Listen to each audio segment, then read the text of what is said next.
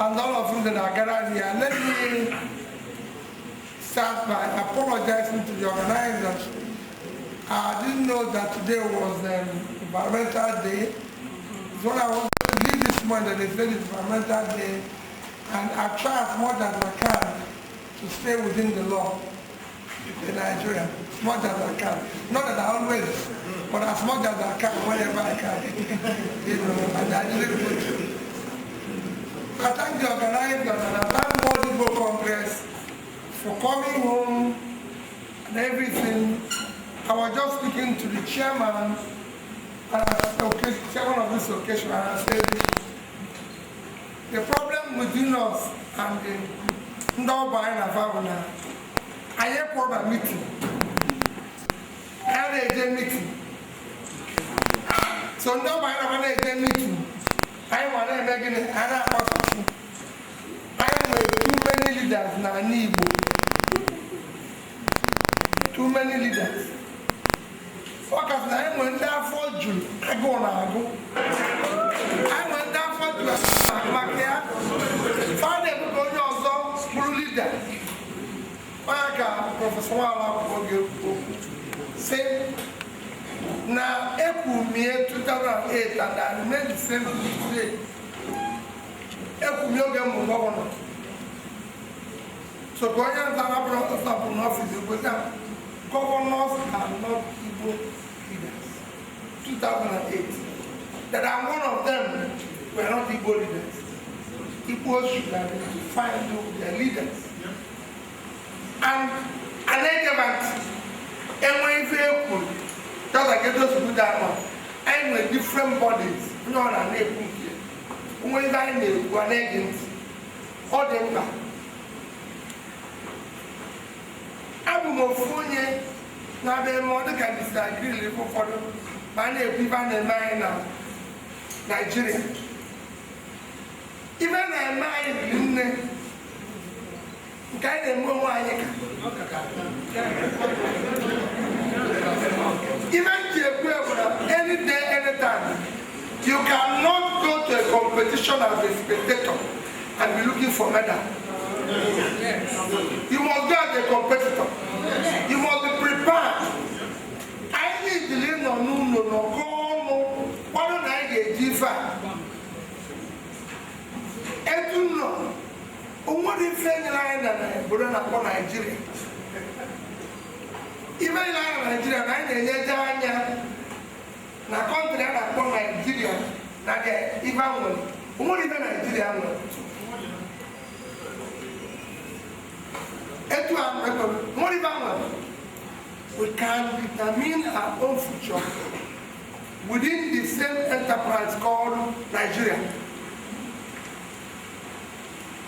and decided how to live our own life. As the Nofoya believe in the structure of the country, but even at that, we need to get ourselves organized for the competition. What is in Nigeria? What the Igbos want? We can invest in our future. And investing in our future is very simple. Today, the world has moved from baggage economy to knowledge economy. There's nobody that can stop us from investing in knowledge. Even if they stop us in anything, nobody can stop us from investing in knowledge. Are we doing that? That is the problem. The future of the world is knowledge economy. What is the GDP of Nigeria? 413 billion. That is dollars, $13 billion. That's the GDP of Nigeria. What is GDP of South Africa? 288 billion. The two biggest economy in Africa is worth under $700 billion. That is the two biggest economy in Africa. The market capitalization of Apple is $750 billion. Apple is bigger than these two countries put together. So why are we not investing in the future?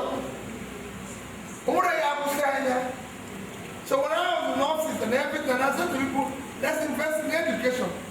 There will be at a time we will take over, not by this, because they don't want us to enter through this door. They don't want us. We must find a way of entering this through the windows and everything. What do you do? You invest in your future. As it happened once in America, the capitalization of Google is 600 billion.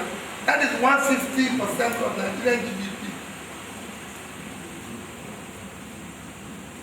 So is Microsoft at 515, 125 of Nigerian GDP. Even Facebook at 416 is bigger than Nigeria. So what are we here making noise every day? Let's invest in our future. Let's get our children educated. Let's invest them. Let them be fighting about the baggage that we are carrying. One day, we're talking about Nigeria. What is the budget of Nigeria this year? Am I the senator here? The entire budget of Nigeria this year is 7.3 trillion, which is $21 billion. When Mark Zuckerberg that owns Facebook is worth 68 billion. It is 3 times the Nigerian budget for the year. Let's go and do the right thing. Believe in investing in the proper thing. Let's not waste our time on these people, because in the future we can see they cannot stop us. Yes, sir. And that is there. They cannot stop us. So let's invest in that future. And that is where I have issue that people thinking, oh, we're going to bring this airport. Out of this budget of 7.3 trillion, the entire capital budget of Nigeria is 2.4 trillion. The entire borrowing for Nigeria to finance this is 2.4, which means the entire capital budget is going to be borrowed. There's not much. The country service debt service to revenue is almost even 50%. What will be 60%? And that's it. Why are we not thinking about tomorrow? Why are we baggage in yesterday? They held us down yesterday. They squashed us yesterday. Are we going to die with yesterday? No. Don't think about yesterday and today. We'll miss tomorrow. Let's invest in tomorrow. I was the governor for 8 years. I never one day complained about what was happening from Abuja. I'm sorry. People will say, why did you complain? What I tell them is, can you go to your woman? Can you go to buy? Save when you see. So why don't we have Nkaiji? Can we do this school? Will you do this road? Save when you make car. Can you go to Nkaiji your woman? Because that is what the problem is here. And now organize going one as home one name. Show enough love, enough care for each other. No, it has not happened. When you want to learn the process of one village, the process of one money. I want to use the police after Ebola. Also, Ebola use the police. One of the Gogus are in to show you how I want a big man and need to know. I do the good future. I'm not doing the future. I come from a village called Abu. As governor, and made him to go die. You a man on this future, not the band of Bodono, about Moyo go die. Yes, sir. I finished being governor of Geta, in Anambra State. It's the only place in the Federal Republic of Nigeria.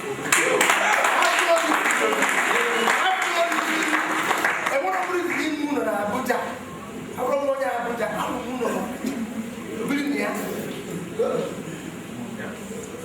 Anything flat na Lagos. I don't know there. I'm not from Lagos. I just told my friend here and I said, I'm working with a businessman. Every market in Lagos. Not there to empty. I just told him just now. I'm going to take a back. Can I buy a bit of gold? I want to know that Senatuno. Who might be in America? Not like all the money. But when I wrote the Lagos, when I became Senatuno. It is critical, it's important. Only be about the job to child, we did be out we watch, can I free up? I'm not put out fundamental. Can ever make it up? Sit down there with the bar.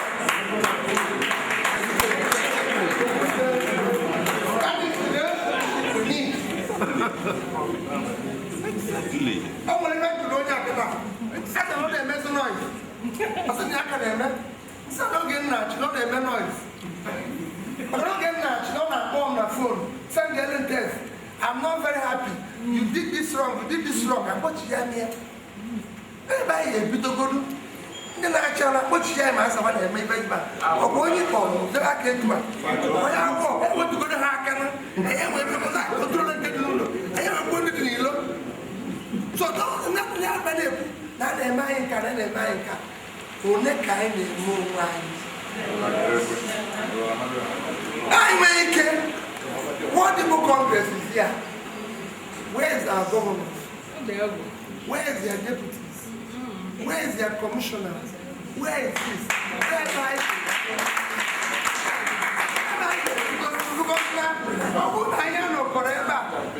in 8 years of being governor, I attended everything wrong to Congress.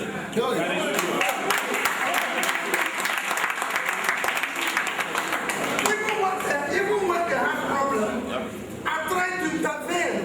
I can't nine. I want to say, can even again, even the again, the one night for meeting. I tell you, Jejuas. Now the same band I don't know Christmas. Then another customer push their news. My motive arise here. Oh no, report that no matter cultural and see okay. The man that Gene accused of money, the man does shop.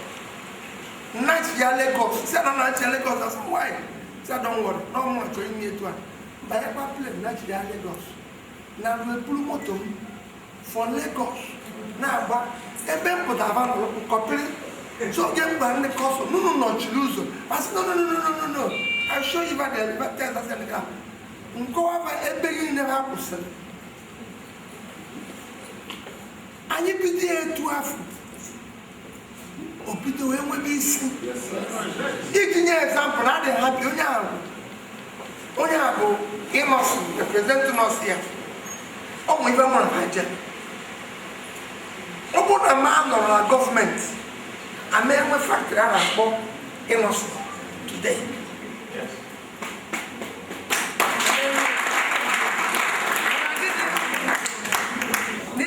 Na so ni jeje bide gona ba to ai bu 800 million naira on the bank. Nata, now the cost of Nigeria, now buy up and down. They would to Wega. Even the 800 million we'll go there. And let's see, Senator Nigeria, 35 million. Elena. Meanwhile, bank actually, the bank, even the bank money very number. Nepot can now travel mother cultural story. As government, do it here, or to a bottom here, and we bring you on your man. Do it be a Lucy and I will be ready to send such grandma, watch grandma. The good president of Nigeria said because 900 foreign investors. Maybe look at investment. On a buying till go live. Or some mamma said, on the cost. Bonus in the cost. One minister for finance. And quite the story, culture. President Jonathan Wahana. Near 2 months. I reformed that. Innocent. Every couple. Innocent factory. Innocent factory. The buyer and the patrons don't want to let us here. He has a boss from our work, yes. Said I go over 500. He has put on the police 9. Yes, I go 300. He has not the person going home to Yalu cheap in the way. Or something. Someone can go on. And thereby I go the boss from our work for me. Now I go the guy. I say, oh, now we have met. Then when you can sell the break, then when you get money, then when you get money.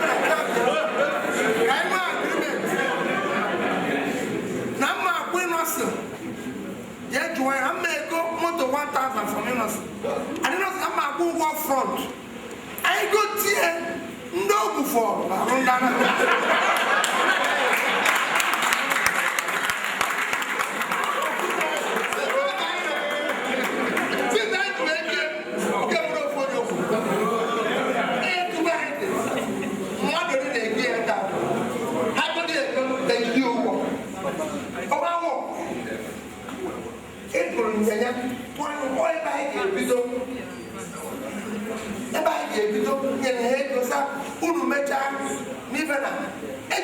HP computer. HP sim. Now I'm some of you see about. Passing and some no about man. Passing on your stand, now your son went down. When I talk and see about some, I'll be with your stand, and you point out your stand. If agent endorse it, and some actually go back, naturally go 30,000 computers for Anambra State. You start saying, nobody, no more than you will be on that before. Africans, they're not trying yet, or some but they are talking ways the time and understand. If when you give a make only by a cost, or some no, but 2.something billion or 2.5 billion, tell you start, I will give you money when you already supply it. There you want to one more. It's like a CBT encourage Moroni Lossi, Akuluna, Karen, email for Goluna. And I get your Akuluna.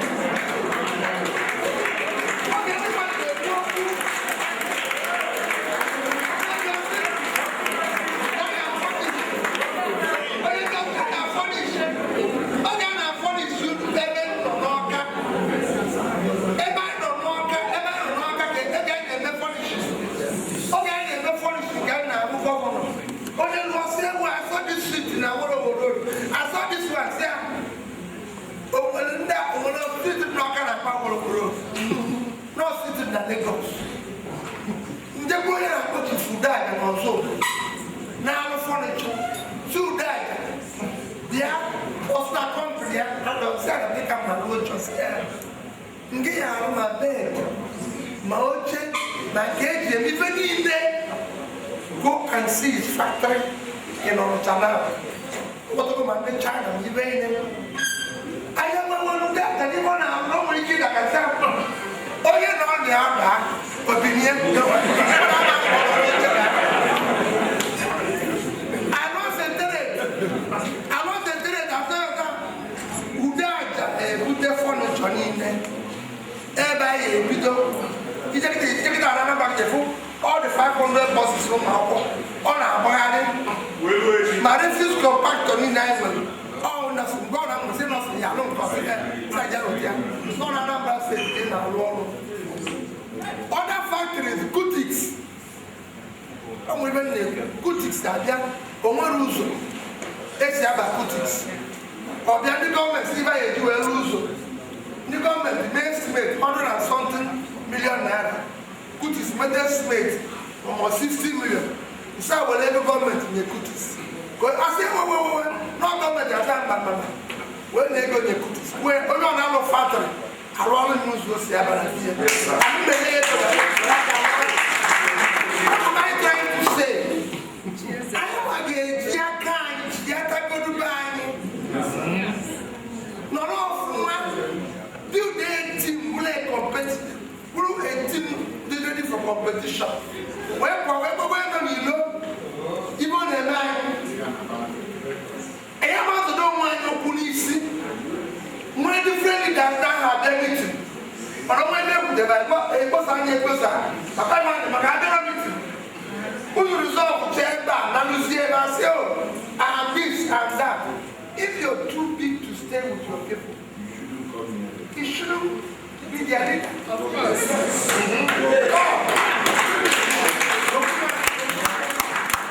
I take you to school. In our schools, everybody needs to get with an education in our state. But what is even more fundamental, I've visited every single secondary school in Anambra State as a governor, with the children. If we're going to this school, we're going to eat breakfast at this school, we're going to eat lunch at this school, people will say, oh, why are you here? If the children will eat that food, we must eat it. And how do we check in school? That day will they go to school? Because somebody is coming, whether I can do anything, what is in Nigeria that we are talking about? It's a small entity. Nigeria has not saved money. I said I talked about saving the other day. They have not saved money. A country with a constitution which says you cannot save money. There's no such in the world.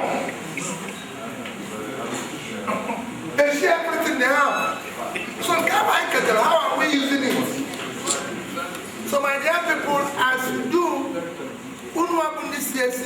as I conclude, even now, find a way we can navigate beyond where we found ourselves. We're looking at the future. Let's not put our future with discipline. They've made up their mind where they want to stay. But let's not stay where they dropped us. Yes, sir. Because that's what let's not stop where they dropped us. If they decide we are going to be here with them, let's show them that we are going somewhere. And we are committed to that. That process they want to be part of, everything and all that they want. I'm against the 16. I'm against, we want to move forward. We want to get better. Innocent became the only person now said promoter in Nigeria. Nigeria motor. No. But I can say that now, oh, and the government will be clear that we're going to be enough. It will be enough. Except for every other person in factory. I'm a patronize God will do that. I'm a sugar from now. No, even. I want a village with the basement. Because if I want to go to the let's deal with some issues and listen when Professor talked about culture and everything. I think the foundation and other groups are working on it. In our political leadership, I'm looking forward to when the political leaders will also get together, not thinking I'm always about position and power. Position and power is not all that we need. We need people who can come together, reason and say, no, by representative, and we know it's our representative. Now when he goes there, he can say yes. We used to meet very often. Even when I was in office, we used to meet. So I said to them, and I go back meet ministers. I can't remember here in the past 2 years the meeting of governors, ministers, senators together. We were doing it very often. Suddenly it's dead. How can it work when you people are not talking together, when you people are not meeting? So we be able to put up major resolution. When I'm dying, it's meet is a disaster. My people, let me please again. These people have dropped us at a bad junction. We must not stay where they dropped us.